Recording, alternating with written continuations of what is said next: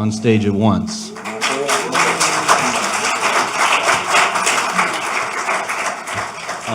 Before we get started, I want to invite Chancellor Lowe up to offer his opening remarks.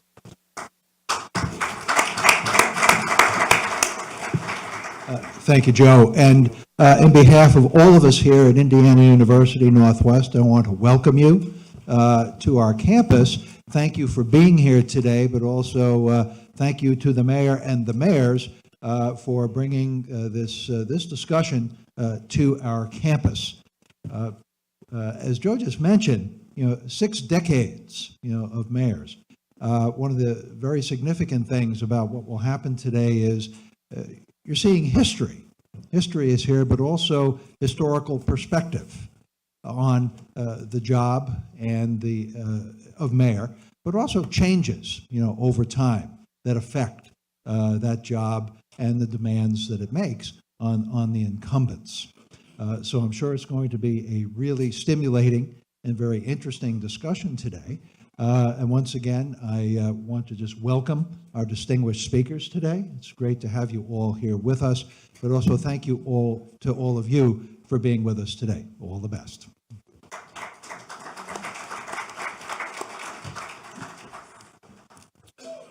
All right, thank you, Chancellor Lowe. My name is Joe Van Dyke. I'm the Director of Planning and Redevelopment for the City of Gary. And this historic event, I guess, is the result of our city's comprehensive plan. So about a year ago, we looked in earnest at our zoning codes and at our existing city plans and felt the time was right to truly consolidate them all. Through that, we had 3 major components. The first, we convened a group of community leaders to host focus groups and discussions within their circles. The second thing we did was look at a lot of hard numbers and data and population trends. But most importantly, we looked at our history. We've taken all of the existing city plans and all the neighborhood plans and the university and the airport plans off the shelf and tried to gather and glean as much good information from them as we can. And one thing was really clear, we have a lot to learn from our history. So in the spirit of that, we had the idea, the city team did, to get all of the living mayors in one place at one time, because who better to hear from than them? You have a unique position as the leader of the city, and you see things from a very different perspective.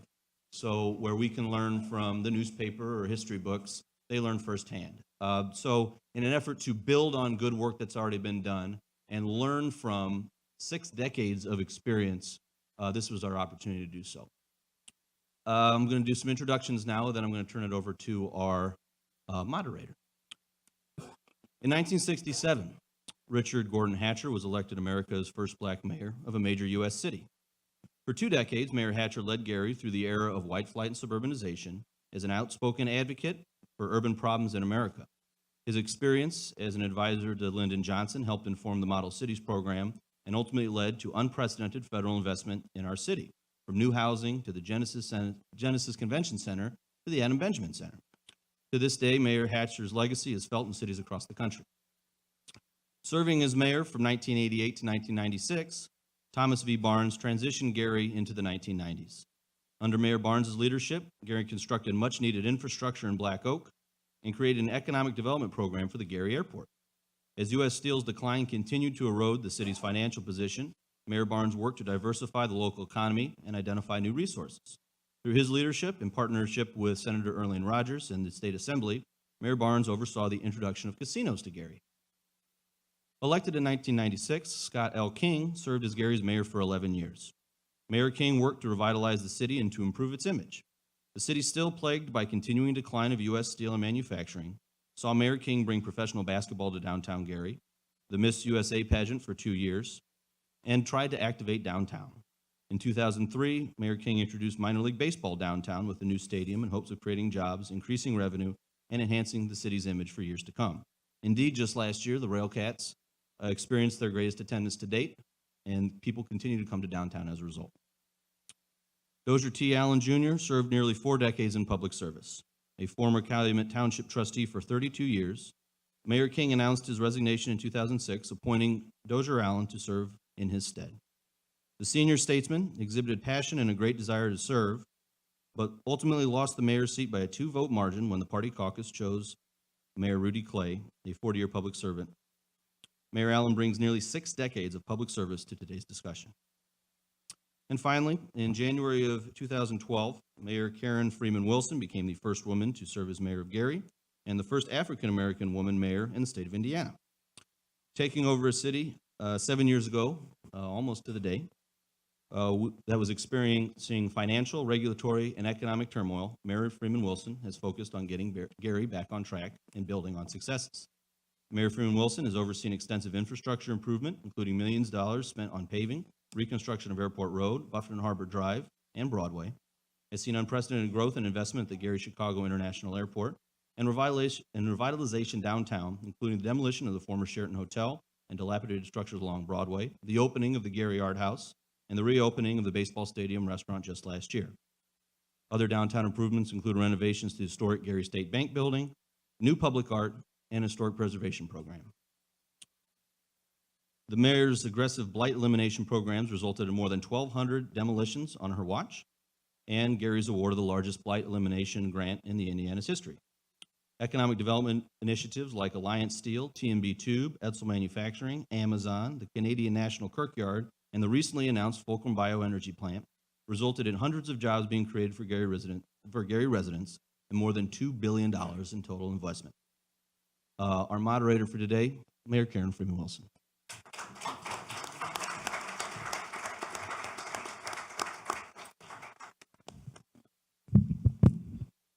Since this podium is as tall as I am almost, I'm going to step aside. But good morning. First and foremost, let me thank Joe for that generous introduction of me and all of the mayors who are here today. I also want to thank him because this idea was his brainchild, but Ron Matlock reminded me that a couple of years ago, he suggested this. And so great minds think alike, and I want to thank them both for such a vision. But this vision would not come to pass but for the hospitality of Indiana University. And so we've heard from the chancellor, but please join me in giving them another hand and thanking them. And then, of course, it wouldn't happen unless these mayors agreed to join us here today. And so please thank them for their presence. I think that there is so much value in history. And it's certainly value in listening to historic perspectives, and I certainly want to thank them for their willingness to share that. So why don't we get right into it? And I want to say that we have those individuals who have served this city in a variety of capacities. Certainly, while Mayor Barnes was the mayor, he was also the Calumet Township assessor. And while Mayor Allen was the mayor, he was the Calumet Township trustee. And so while this is a former mayor's roundtable, I also anticipate that your perspectives about the city and certainly about your service and even about what you see will be informed by the history of not just your tenure as mayor. So we're going to start with you, Mayor Allen, and describe the city when you first began your career in public service here. Would you describe the city of Gary at the beginning of your tenure, which wouldn't be as mayor, but certainly as the Calumet Township trustee? Well, actually, Mayor, The council. my city council time was before I became trustee. Yes, sir. And uniquely, I'm the only person who ever served as councilman at large and trustee at the same time. I would spend my days in the township trustee's office, and in the evenings run over to the council chambers and try to keep track of all the city business. I did that for 2 years, and it proved to be extremely challenging. If you will, before I entered politics, though, I thought I should say just a word. I grew up in Gary, Indiana, my hometown, wanting to be a research biologist. I used to catch salamanders and frogs, and tadpoles, garter snakes, and the like, and keep them as long as I could and release them because they wouldn't eat.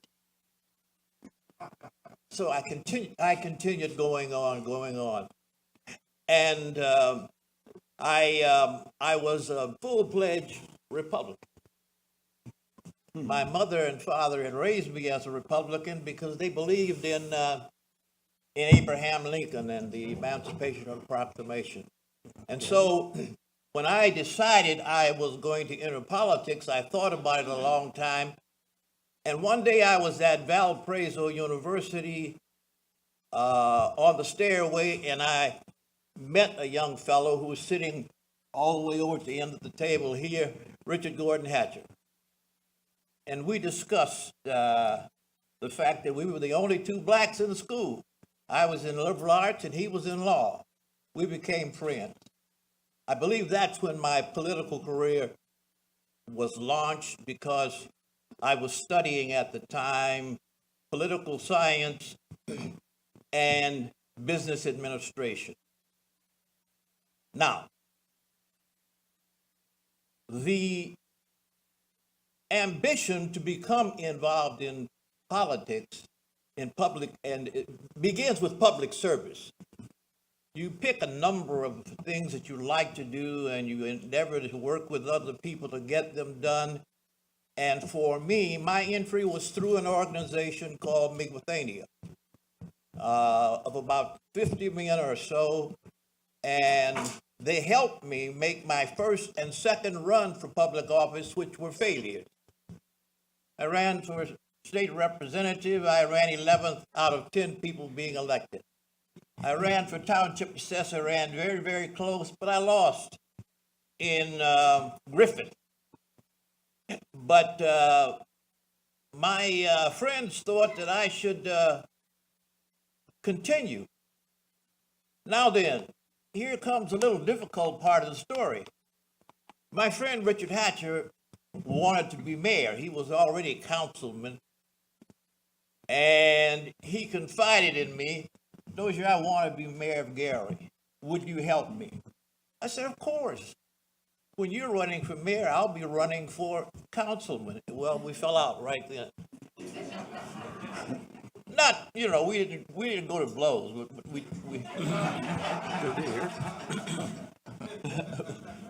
And so he ran for mayor, I ran for councilman. We were both successful, and that's where my entry into public service and elected office took place. Thereafter, trustee, and I say, you're looking at the mayor, former mayor, who served for the shortest period of time in the history of Gary.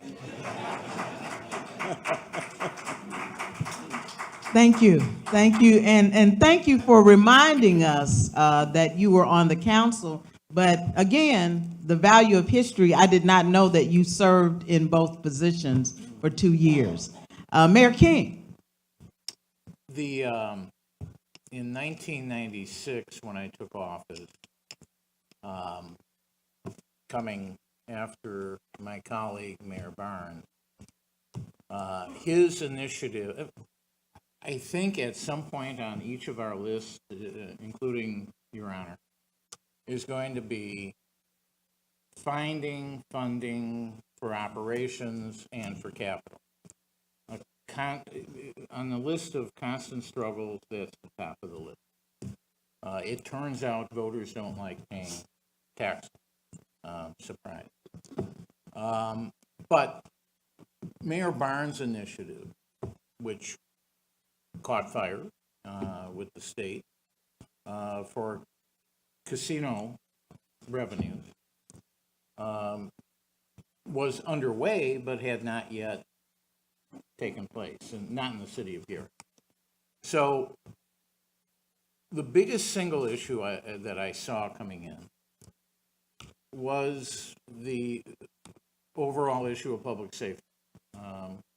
Nothing else, in my view then, and it continues today, nothing else is going to happen unless in reality and in perception it's safe. It's a safe place to live. It's a safe place for kids to go to school. It's a safe place to invest and to grow jobs and all of that. And there were a number of issues that were, you know, on the good side. We were in the midst of the program under the Clinton administration for cops, the COP funding, and not just the cop in the neighborhood on the beat. There were a variety of training and technology, equipment, overtime. It was a real opportunity. Unfortunately, the city had been suspended by the Department of Justice in terms of being able to access that funding. And again, nobody's playing a blame game. It was what it was. So a good portion initially was going hat in hand, really, to the Department of Justice and getting those funds opened back up. And we were successful. It culminated with a one-on-one with the then Attorney General, Janet Reno, who sat down, and a very formidable person to meet, tall woman. And she sat down at a table with an aide. I was there with an aide. She simply said, "What do you need?" And as I began to discuss needs, the aide that was with her began to try and make excuses for why we weren't getting them. And she finally told this person, "Be quiet, I want to listen to the mayor." And to her credit, to her incredible credit, before my plane landed back home that same day, I was receiving a call from the special agent in charge of the FBI for the state of Indiana, saying he had just been called by the FBI director, Louis Freeh, under orders to meet with me to see what resources need to happen. And it opened up a tremendous amount that we were able to invest in everything from relative police salaries, and by city ordinance, fire salaries too. It permitted the allocation of resources for equipment, a lot of police equipment, a lot of fire equipment. That was the focal point, certainly, for the first couple of years. And we began to enjoy some success in improving, again, the reality and the perception of public safety. Gary was never as unsafe as portrayed by the media outside the city. But investors' view of the city is informed in no small measure by what the media says and what the perception is. And you have to fight like crazy to get fairness in the perception, including the media, not limited to the media. But to do that, you've got to have some credibility, and that means substantively, you've got to show you are making changes and investment yourself in the public safety mechanism. And that's got to continue. It's not just a Gary story. It's a story for every community in the world. And that was the initial focal point. And to give you an example,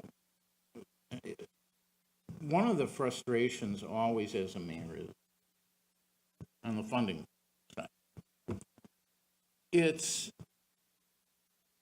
when we got the Justice Department funding back in place, through a lot of people's work, it wasn't just myself and the Attorney General, we were getting as a city, just for the police department, in excess of $4 million a year from Washington. I mean, to be used for a variety. The Republicans, beginning in 2000, no offense to Republicans here, but they didn't like the COPS program and any of its progeny. And so, by the end of the first Bush administration, second Bush, first administration, George W., the funding, not because we did anything wrong, $4 million went to $40,000 a year because they eliminated the program. And it was a successful program, but the Republican powers that be didn't like the program because it was a Clinton program. I mean, it was that simple. And again, good luck going out and trying to make up that difference, right? That money's gone. And I'm sure we'll talk finance too, another big issue for us, a big issue, and I'm sure it's been for all of us. But within the state of Indiana, their scheme for funding of local governments, again, not just Gary, is a very, very, very frustrating mechanical reality for anybody to deal with. But perhaps we can talk about that more. But number one was public safety. Mayor Burns. Thank you, Mayor King. Well, let's see, it's still morning, almost noon. But good morning to all of you here. Thanks a lot, Mayor Karen, for providing this opportunity. I wasn't sure exactly what the format, the agenda, what have you was. But one thing that since I've come here and just looking at my colleagues here and some of the other individuals I see here, some were still working for the city and were at the time that I was mayor as well. It kind of recertifies to you the importance of history. And so much of the history has not really, in terms of the city of Gary, in terms of the challenges, and in terms of a lot of the challenges that are facing the nation as a whole, they really are not a lot different than what we face right here. But I did want to just mention something, and I'm sure you'll find that I'm probably the least vocal of my esteemed colleagues here. But Mayor King had just mentioned about the gaming. I just want to mention a couple of things about it. First of all, it was certainly a signal achievement that was instituted while under my administration, but based on an awful lot of input from a lot of people. And so it is something that, knowing that the need for revenue has always and is today extremely important item in terms of a city, any community. It's something we naturally have to be very proud of. And so I feel that pride. And there's some individuals here, such as I see MacArthur Drake out there, who's one of the individuals who was one of the key people that I relied on in terms of doing the negotiation with a lot of the various companies from around the country who had applied to the city for applications. He was one of the individuals who spent some tireless hours with some of the negotiating in order that we could develop commitments from those individuals. And just as one point of clarification, but it's not the main thing I want to mention about that. One clarification, I know that when our current president, President Trump, who I'm sure a lot of you know was one of the individuals who had a a vote here in the city. I do want to make it clear, since we are in a historical setting, that the Barnes administration selected out of about 25 applicants that we had, we selected 2 developers. One was Don Barden, which is a Majestic, which is still here. And the other was Monarch. Now, a lot of you haven't heard of Monarch. You've heard of the Trump vote, but you haven't heard of Monarch. And I recall that someone was asking me not too long ago, they're asking about our choice of Barden and Trump. And I wanted to make it clear at that time, and I'll make it clear again now, that we did not choose Trump.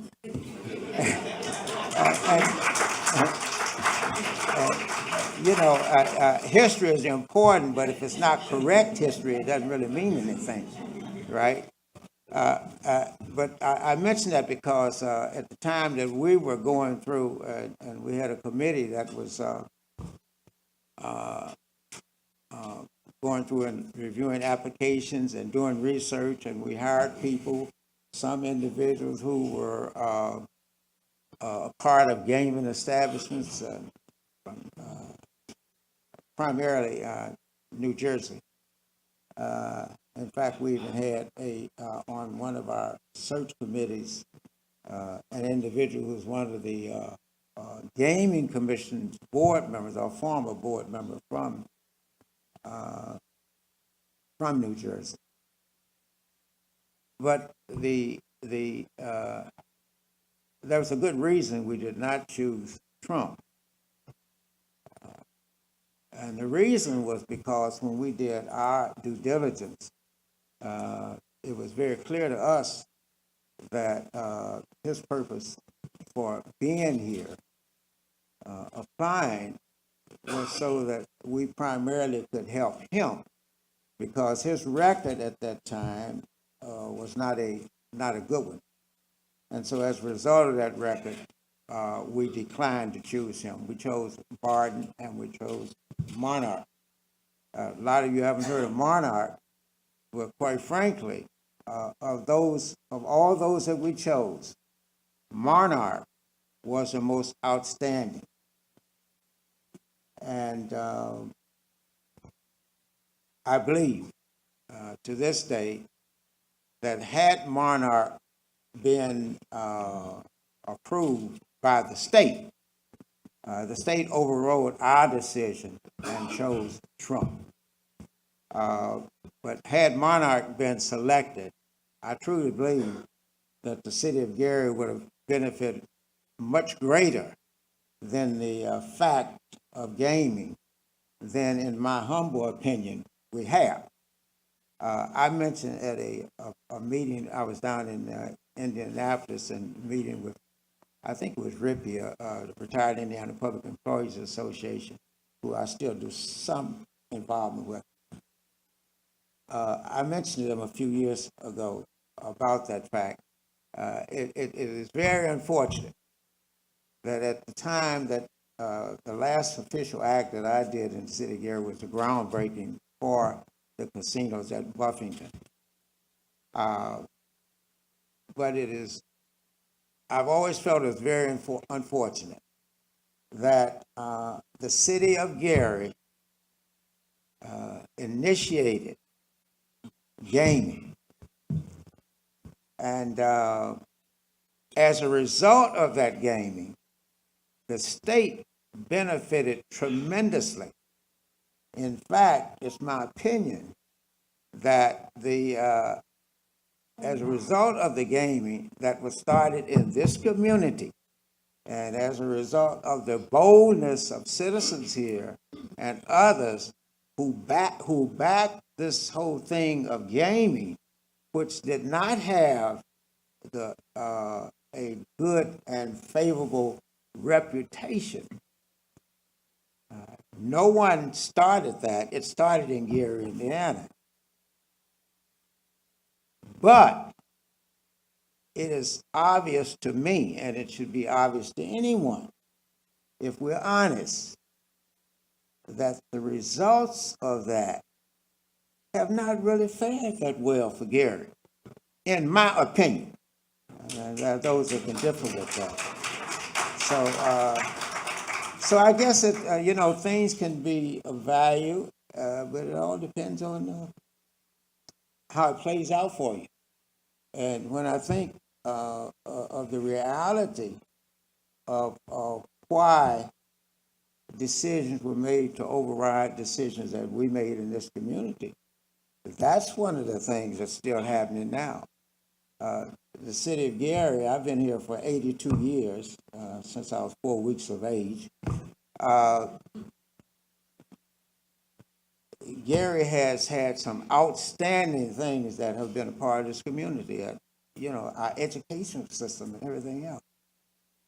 But again, getting back to my humble opinion, the worst things that have happened to Gary, I feel have been many of those, not disregarding the mistakes that we as citizens, as a community have made, but a lot of those mistakes, and whether we deal with education or government or our tax structure, anything else, were things that were liabilities in a sense that were placed on our community that undermined our community, and things that we are still struggling from right now. And just one final thing I'll say, and is my colleague here, Mayor Hatcher.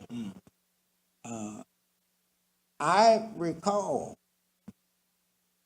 when the state legislature back in the early 70s removed the buffer zone that was between Gary and for 3 miles, which was a part of the strength that we had as a community. I mean, Gary is the leader. I think it was mentioned in one of the documents that I saw in looking through things that was discussed relative to this forum about Gary as a magic city. Well, of course, you still had named some other places magic cities too, where they had huge steel industry.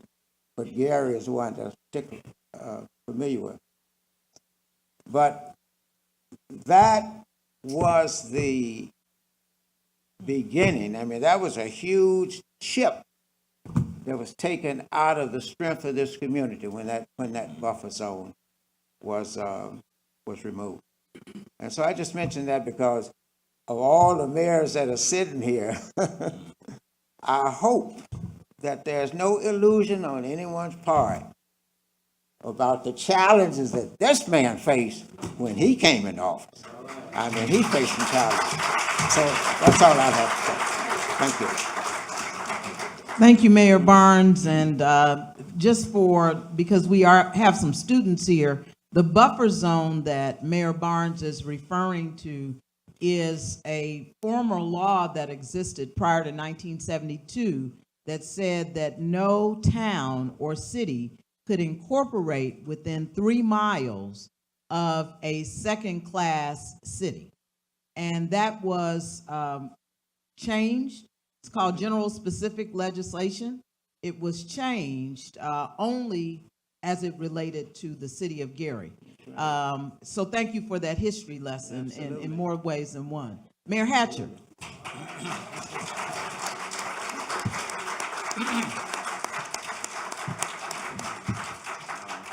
Thank you very much, Mayor Wilson. I want to certainly express my appreciation to you, and first of all, for sponsoring this forum, but more importantly, for the good work that you are doing as mayor of the city. And I think you ought to know that if there's any feeling that I have about you and your administration. It is a feeling of sympathy and appreciation for the way in which you are meeting the challenge of our city today. And when I was invited to participate in this panel, I was not advised as to how long I should talk. But based upon what I have observed from my colleagues, I assume I have free rein to talk as long as I choose to. Pardon me. One of the things that I want to mention so that I will not forget it. And first of all, I was very glad to be invited to participate in a panel of living mayors.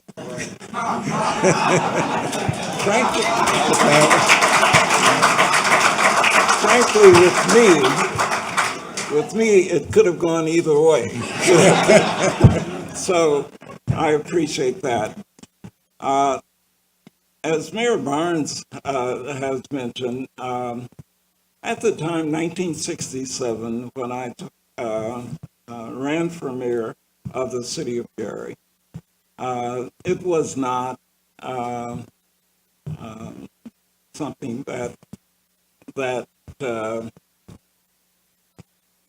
was easy or that represented a walk in the park. I assure you, during the course of that campaign, and I won't go into detail, but during the course of that campaign, there were threats. The city itself was extremely polarized. The city was segregated, and the very idea of an African American running for mayor of Gary, well, let me put it this way. When I mentioned it to my friends that, as Mayor Allen mentioned, that I was thinking about running for mayor of Gary, they asked me to lie down and rest until the thought passed over.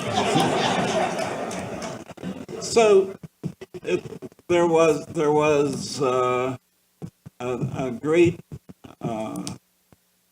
challenge incorporated in that idea, but fortunately there were some really wonderful people, and I can't mention all of them, obviously, time-wise. But the fact is Mayor Allen has mentioned mentioned Miguathenia, and Miguathenia played a tremendous role in our campaign. A young lady came up to me just before we came up on stage, and she told me that she was a Hatcherette, and the Hatcherettes were incredible. They were unbelievable. They were a group of young ladies who went out to every campaign meeting that we attended, and sort of led the way, laid the groundwork so that I would come in.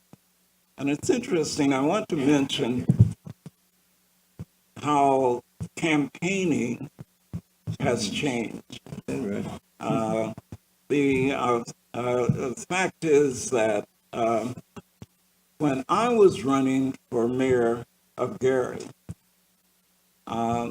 it was the way that you campaign was that people who would be kind enough to invite you into their homes to come, they would invite maybe 5 or 10 of their neighbors, and they would invite you to come into their homes and speak to their neighbors, to the people who were there, and let their neighbors ask you questions and so forth.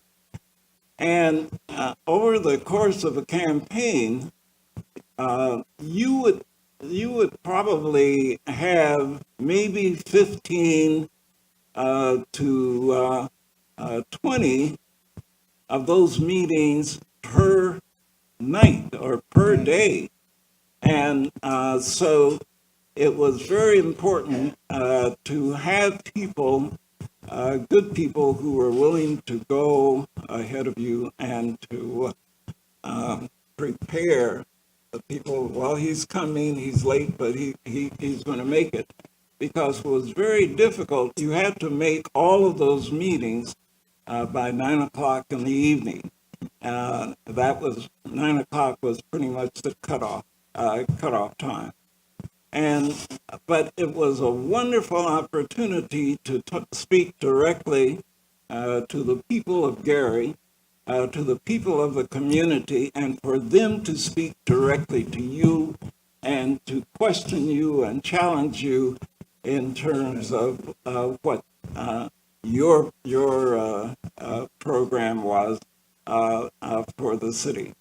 And so that's how we campaigned, and as a consequence, we were really fortunate that the people of this community saw fit at a time when not only it was not thinkable, it was almost unthinkable for me as a person. I just recently graduated from law school and had been become a member of the Gary City Council. And but for them to think that I might be, but that an African American, that a Black person could serve as mayor of this city. And so we were extremely fortunate to hear from the really great people of this city at that time. Now, it is true that about 90%, I would say, of the support that I received at the polls that year, 1967, was African Americans in this community going to the polls and exercising their right to vote. We also, however, had some support from a fairly small group of people who lived for the most part, who lived in the Miller area, and they were called at the time, and I might say not in a complimentary way, they were called the Miller Mafia. Some members of the Miller Mafia are here today, and I just once more want to express the appreciation that I had for your support and your help. There were some really wonderful people like Burton Wexler, Attorney Burton Wexler, Fred Stern, a number of really wonderful people who chose to look beyond the color of my skin, and they supported me because they thought they should support me. I suppose I do appreciate their support. But for the most part, our election really was an awakening of Black people in the city of Gary, and they responded and achieved, in spite of many obstacles that were put forth in that election. They responded, and we were fortunate to be successful. I want to mention another mayor who is not here, but pardon me, who was elected mayor the same year that I was elected mayor in 1967. His name, oddly enough, was Richard also. Richard Lugar, who was elected mayor of the city of Indianapolis in 1967. And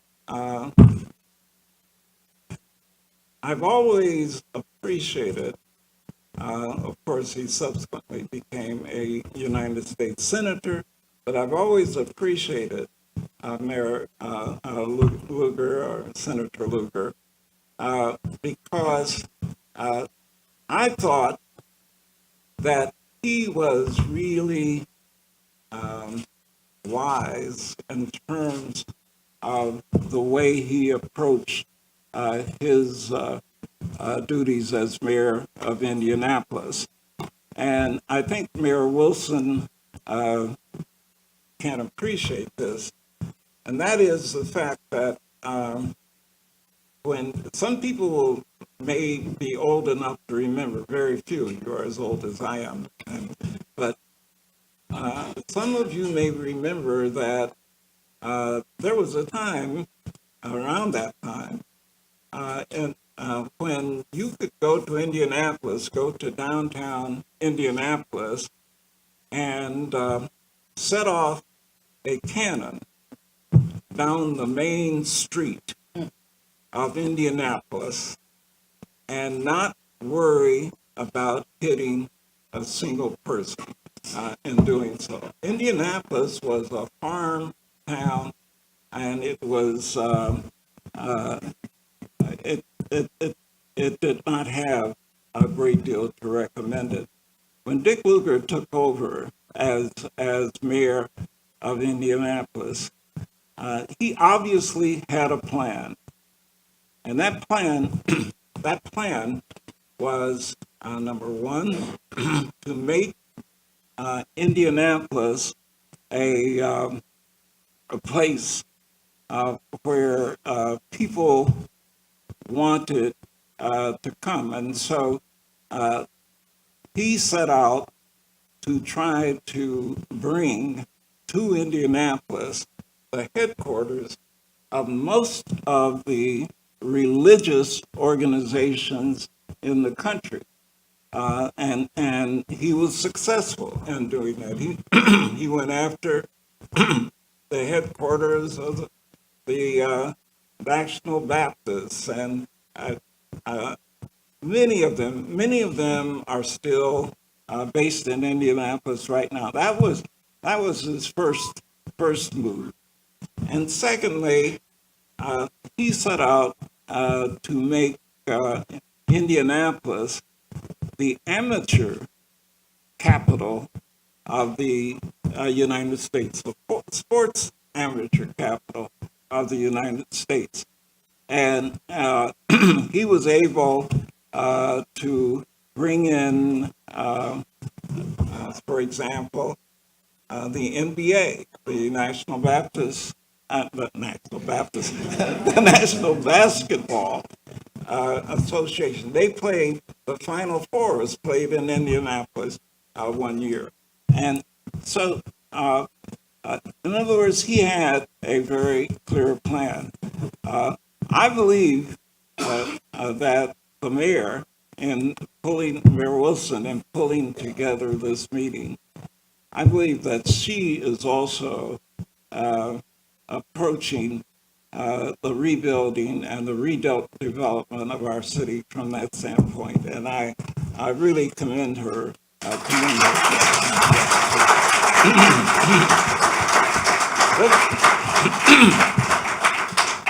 Let me finish by just throwing out a couple of ideas, a couple of notions. Being mayor of Gary gave me such wonderful opportunities. The opportunity to travel all over the world, and certainly all over the United States.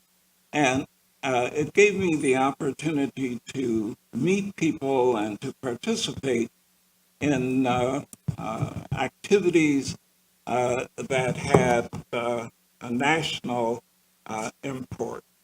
For example, just to mention one quick story, in 1968, the first year that I had the honor of serving the people of this city, many of you will remember that was the year that Dr. Martin Luther King was assassinated.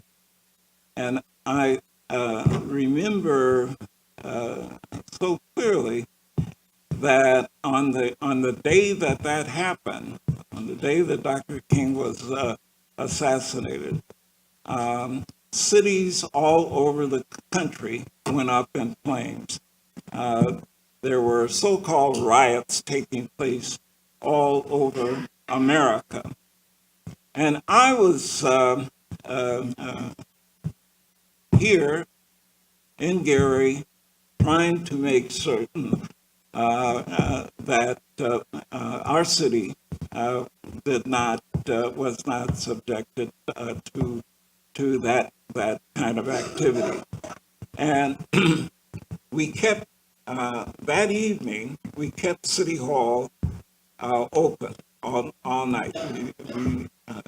Everyone that worked at City Hall was asked to stay, and we kept it open so that if people needed to call us, or if there was a problem, we could get it. And I spent most of that day and evening with the chief of police, who was Charles Boone at that time, traveling around the city, riding around the city, and just going into places and talking to people. And when I got back, by the time I got back to City Hall, it was after midnight. But one of the people, one of the staff people, said to me, "Mayor, you just had a call from the president of the United States, and he wants you to come to Washington." And I said, "Oh, I mean, you don't get a call from the president every day." And I said, "When is he talking about?" And he said, "Well, this morning, tomorrow morning, he wants you to come immediately." And so I went to Washington. We got up really early. I got no sleep that night. And we went to Washington, and we met with President Johnson. And in that meeting, he was asking, he says, we've had these disturbances are going on all over the country. Countries are burning, even Washington, D.C. there were fires in Washington, D.C., and he, he said, you know, what do you think? There were about 10 of us meeting with him. And he said, what do you think we ought to do? You know, what should we do about it? And someone, I'm not sure who it was, but, you know, they said, well, you know, maybe, because we were all black in that meeting. He said, maybe, you know, we ought to go out to our communities and talk to our communities and try to make sure that everything remains calm. And, you know, that's what I have been doing all night. And I thought that that was not a great thing to say in that meeting to a president. And so I said, well, you know, Mr. President, I don't think you should ask us to go out and try to calm people down and keep the peace.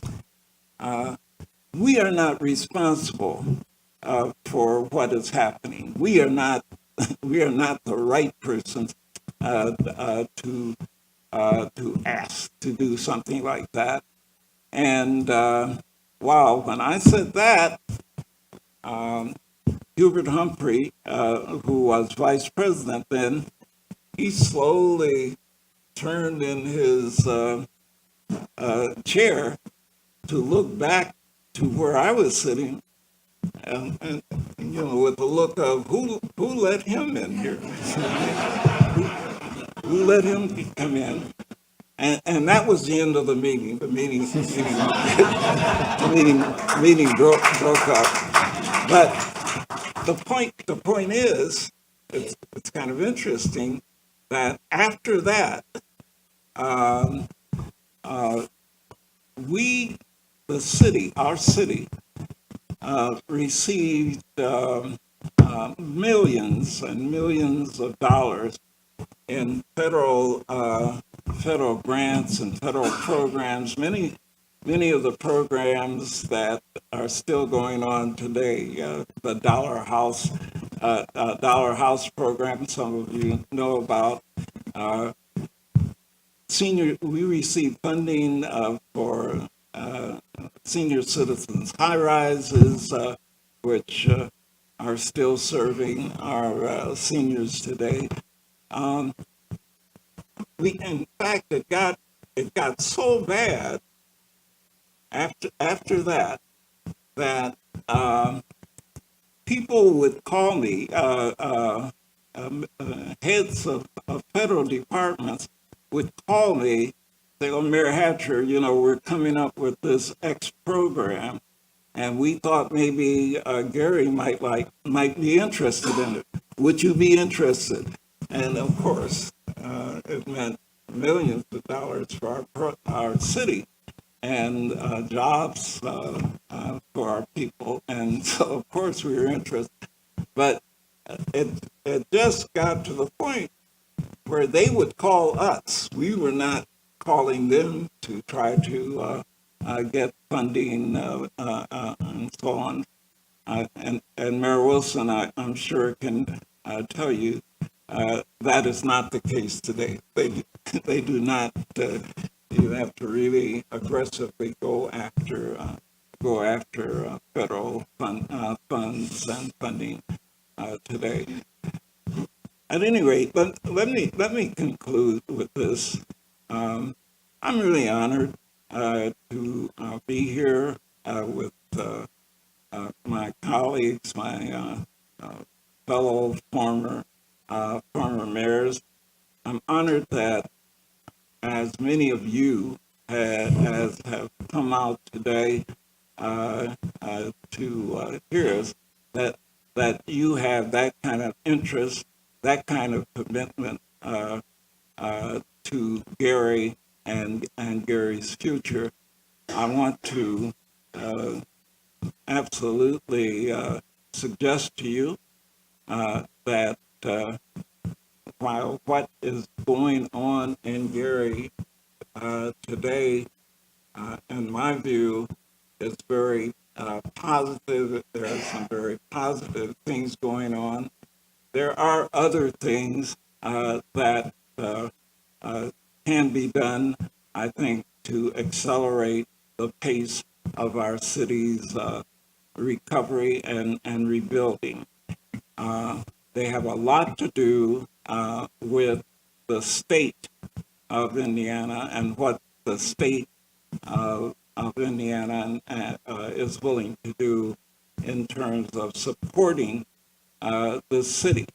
And my hope is that the governor of Indiana, who is not of the same political persuasion as most of the people, most of the voters in Gary, but that in spite of that, that the governor will understand and recognize that he is not the governor for one political party or another, that he is the governor for all the people of the state of Indiana, and that he will, as a consequence of that understanding, he will support. Gary is still, the last time I looked, a part of Indiana. It is still located in Indiana.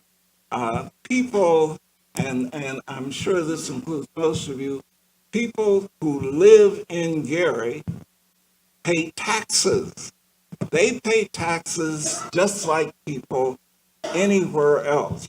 And as a consequence, the salary that the governor of Indiana received, the salary that the majority of the legislators in the Indiana state legislators receive. We here in Gary help to pay those salaries. And so as a consequence, our city is entitled to all of the same considerations that any other city and any other part of the state of Indiana is entitled to. And I, for one, frankly, would like to see the governor, I'd like to see the Indiana State Legislature stop treating our city as if it is some foreign country that they have no responsibility to. I close with this.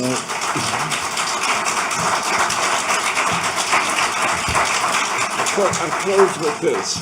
As some of you may know, my daughter Reagan was recently, through the great kindness and goodness of the people of Gary, most of the people of Gary, was voted to become a member of the state legislature. I spoke to her. You all know how much I love my daughter, so yeah, I won't go into that. But I spoke to her yesterday, and by phone, and asked her, how things were going. She was in her first full day in the legislature, thanks to and I just want to mention Representative Charlie Brown.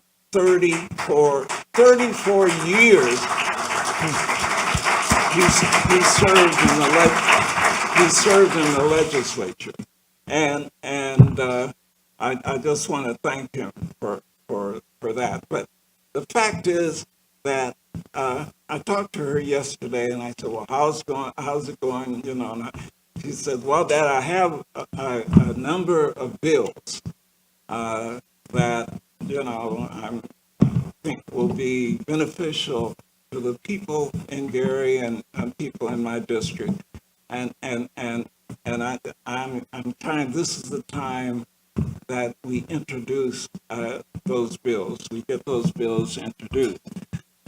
She said, but I've come face to face with a new reality, something that I was not aware of, really aware of before.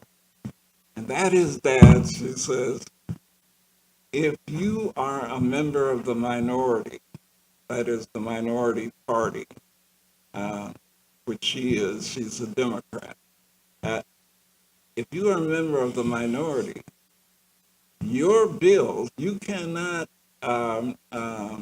get a hearing on any bill that you introduce unless you have a member of the majority. In other words, unless you have a Republican member of the legislature co-sponsoring your bill.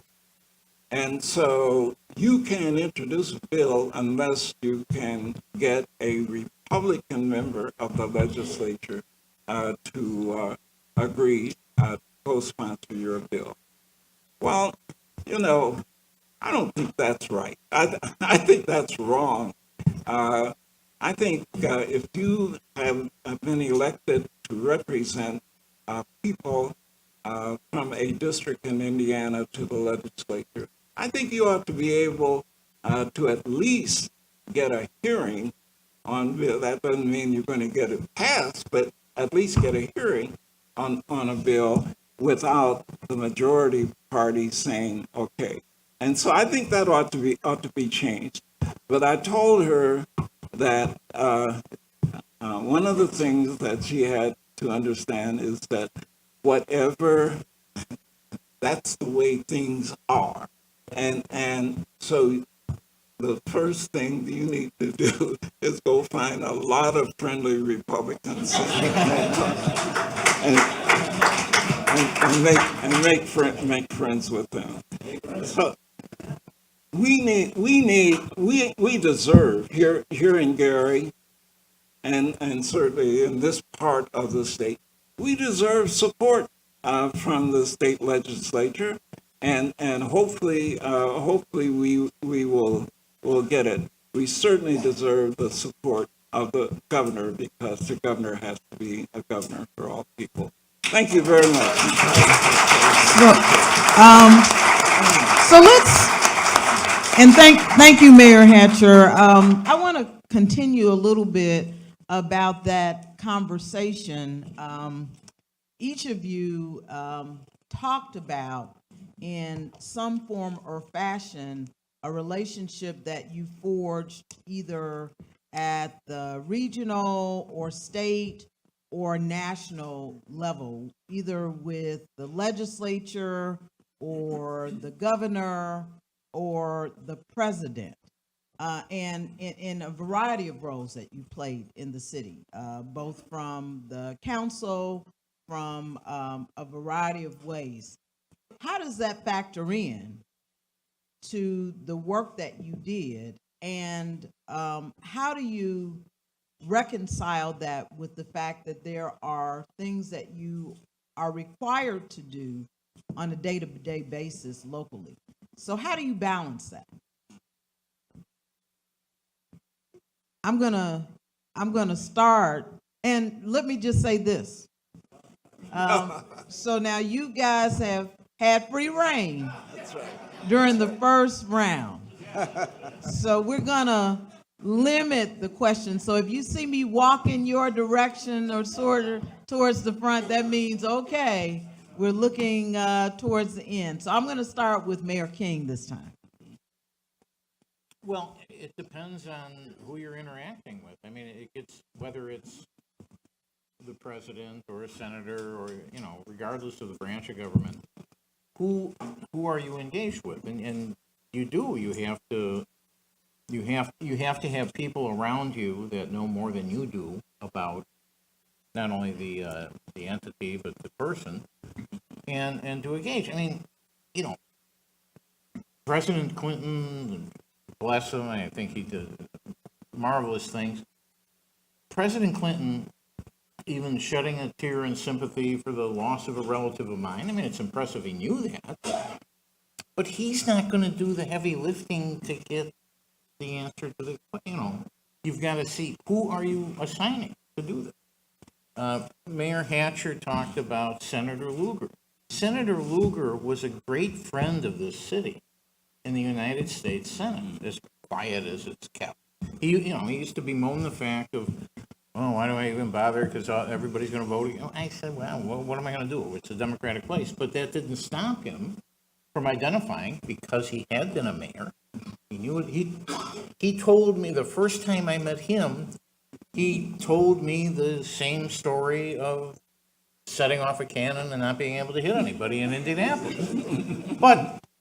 And then he talked, and we were talking in the context of, what then Market Square Arena had meant, and that sort of thing. This is an example, I juxtaposed to the president.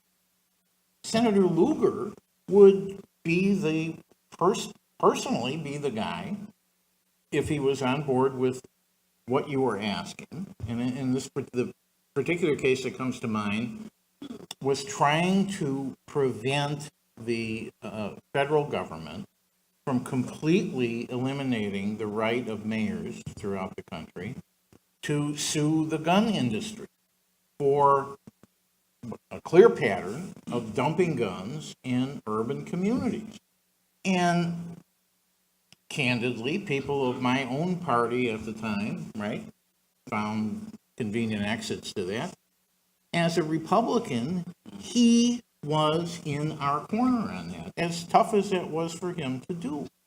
On the airport,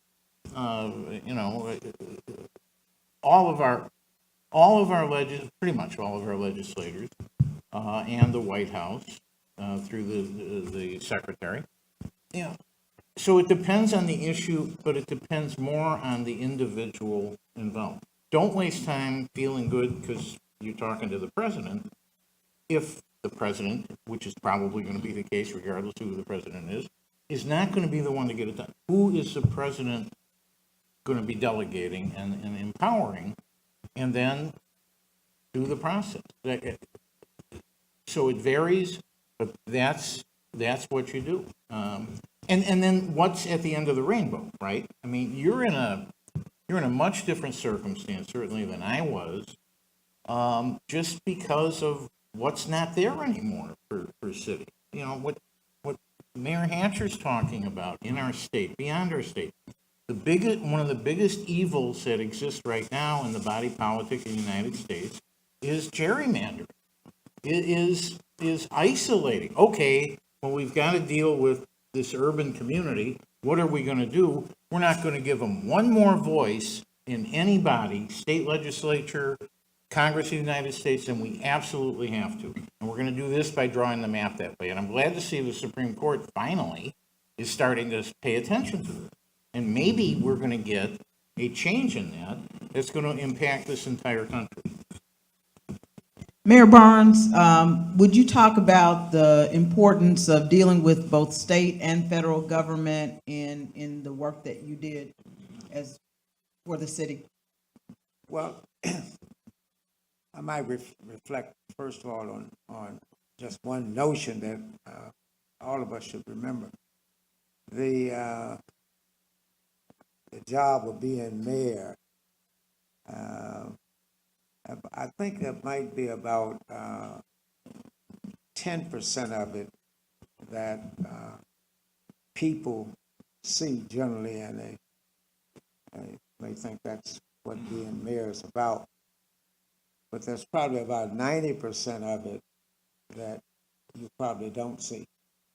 And quite honestly, that 90%, which is a lot of the day-to-day challenges that mayors face, and that Mayor Karen, of course, faces every day now, can be extremely difficult, because a lot of that is just the plain human dynamics of interacting as mayor and being a person that is looked to solve all problems.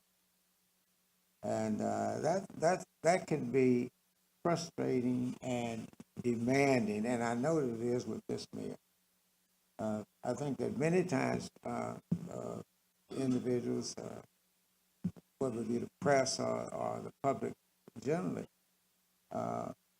may feel that with those demands that the mayor should be hunkered into the city hall 24 hours a day. And quite honestly, if the mayor attempted to meet all those demands, she, he, or whoever would be hunkered there for 24 hours a day. And I mention that because it's important to know, important to understand that the city of Gary and the mayor, none of us are, since Ireland among ourselves, we have to interact beyond our borders, and it's something that the mayor and other officials get strength from that, and a part of that strength is what has already been discussed, mentioned just briefly, the interactions that allow for what would be funding or other advantages that can come to our community. Now, that really is nothing that we can say that we entirely built without reliance in somewhere, not just be on our own citizens and our tax base and what have you, but we relied on our communications and contacts with other officials beyond our community. But with that having been said, whatever those things are that we have gotten from, whether it be from state or from federal, I hope that we will remember as citizens of this community that while as we stand as a community today with a tax base and a business base, a corporate base that may be substantially less than what it was over the years,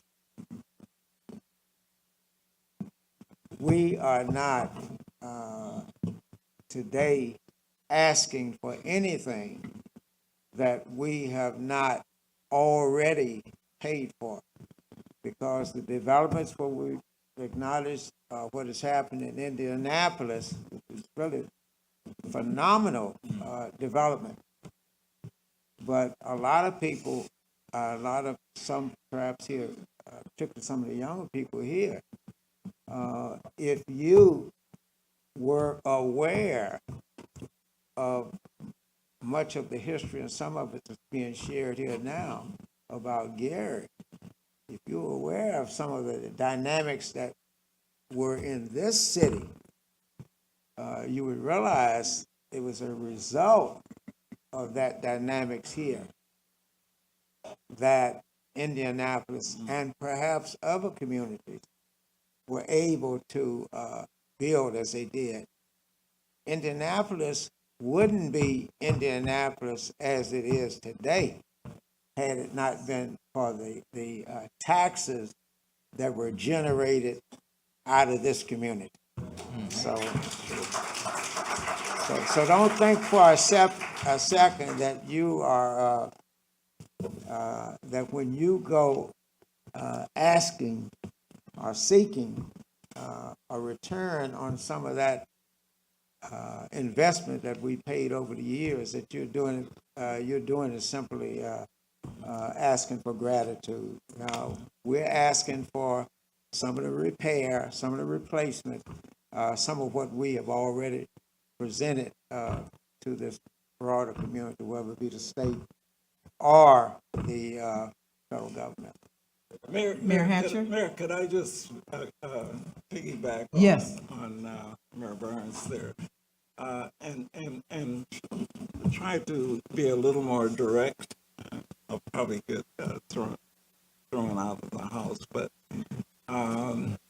Mayor, I was totally amazed the other day when one of our local newspapers with Mayor Wilson has been elected chairman of the National League of Cities. I hope I got that right. And when one of our local newspapers actually criticized her and our city in the process, that she was not, by becoming the head of this organization, she wouldn't have time to do or carry out her responsibilities here. I could really empathize with that because I could remember days when I would go to Washington to meet with federal officials and negotiate millions of dollars in grants for our city. And by the time I got back to O'Hare, one of our local newspapers was criticizing me for being out of town so much. And you have to go out of town. You have to go and meet people. If you're going to do anything for your city. And so I just want to say amen to what Mayor Barnes. Thank you, Mayor Hatcher. Mayor Allen. One particular event comes to my mind, Mayor, for this question. And I want to respond by simply pointing out success is dependent upon the issue, the access, and personal contact that an elected official has with another elected official or another body for what they want. The one I mentioned is the Gary Sickle Cell Foundation, which I had part and parcel in putting together, put together under a Republican governor. Fortunately, that governor, Otis Bowen, was also an MD. And when we approached the legislature about it, they were warm and eventually passed a bill that funded the Gary area. Well, that wasn't good enough for us. We wanted Northwest Indiana funded because there were a lot of black people in Northwest Indiana, and 1 out of every 4 affected by sickle cell anemia. I remember distinctly going into the governor's office and sitting down with him, and he said, Mr. Allen, if you will change the name from Gary Sickle Cell to Northwest Indiana Sickle Cell, then the options that the General Assembly has will be to fund not only you, but to fund the whole state. And that's exactly what happened. And so it depends on what the issue is. Aside from that, this gentleman here, Mayor King, called me one day and he said, hey, Dozier, I said, yeah, what is it, Scott? He said, you know Evan Bayh, the governor of Indiana. I said, yeah, I know him. He said, you have a personal relationship with him. I said, yeah, I do. He said, when you get on a plane and go down to Indianapolis, I want you to introduce me to him so I might get to know him as well as you do. I did exactly that. Of course, the plane ride on that Piper Cub was very exciting because it kept, going in and out and up and down. But it accomplished 2 things. It showed the mayor of Gary that the trustee of Calumet Township had some influence with the governor. It gave access to him to build a relationship himself. And that's what I simply mean by the access, the personal contact, and a person with a similar interest. I saw that happen with President Clinton. I saw it happen with President Carter. I saw it happen with one governor, Otis Bowen. Because he was a physician, he was sympathetic. And that means a great deal when you are trying to move through the halls of government, through the Congress, or through the governor's office, or even to the president's office. I felt a lot better after I got to know President Clinton. And I felt good when I got to know President Carter. I felt as though I had access to someone who could help me with my problem in my hometown. Thank you. So let me just do a couple of things. I was listening. If you're a student of history, and I am, I could listen to this group all day. And so I want to thank you for sharing that information. And I first have to tell you that it is a distinct honor to stand on all of your shoulders. I came to know each of you in a different way.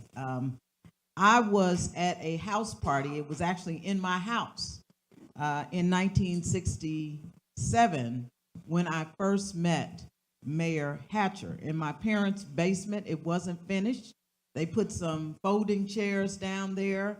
And the thing that struck me and made me want to be a mayor, it never occurred to me that there had not been a female mayor, was that he seemed so interested in what everybody had to say.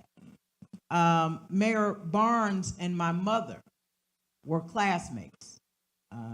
The rowdy class of '54 is what I refer to them as, from Roosevelt.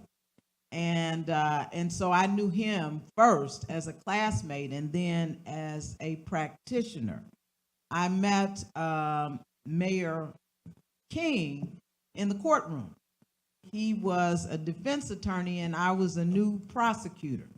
And he had been a very successful defense attorney, and so we all wanted to beat him as young prosecutors.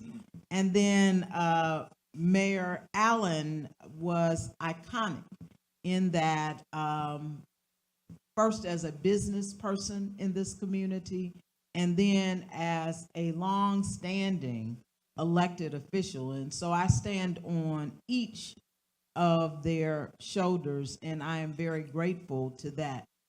We have some students here who will experience something that no other student in this city or any other city will experience. And so as we close, I want to ask you to do two things. One, to help me thank them for their presence here today with a rousing round of applause.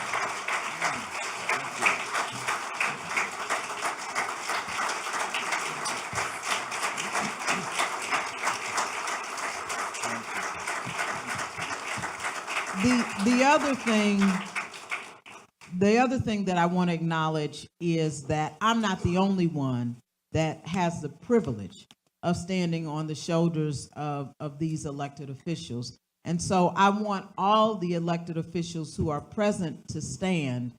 We were previously joined by the New Lake County Clerk, Lorenzo Arredondo, and our councilman at large, Mike Brown, who left, but we have our council president, Ron Brewer. We have our school board member, Robert Buggs. We have our now county councilman, after serving 34 years in the General Assembly, Charlie Brown. We have our first district council person, Rebecca Wyatt. And we have our Calumet Township trustee, Kim Robinson. And the last thing, so I said two, I meant three. I want to ask, I know that somebody has something in here that I need to present to Mayor Allen, because today is his birthday. Please bring the cake down. It might be back on the back row, but there should be a cake somewhere. Here it comes. Here it comes. So please join me in singing happy birthday to Mayor Allen, and we would certainly welcome you to a piece of his birthday cake. Happy birthday to you. Happy birthday to you. Happy birthday, Mayor Allen. Happy birthday to you.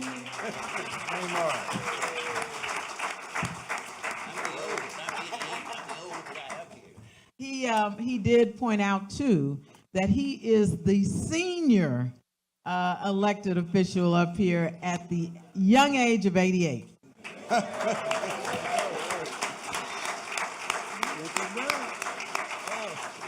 So thank you again, and have a good afternoon. This concludes our program.